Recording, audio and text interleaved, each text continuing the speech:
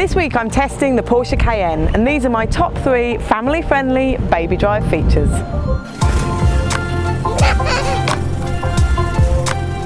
Number 1 is I can fit 3 child seats easily in the back here using the ISOFix, which is fantastic.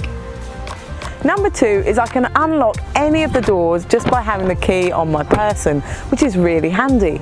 Also, all the doors have an automatic close, so they just pull in softly and quietly. Also, all the windows and sunroof have thermal and noise protection privacy glass, which is really nice for a quiet drive. Number 3 is the Porsche Cayenne is an excellent car to drive.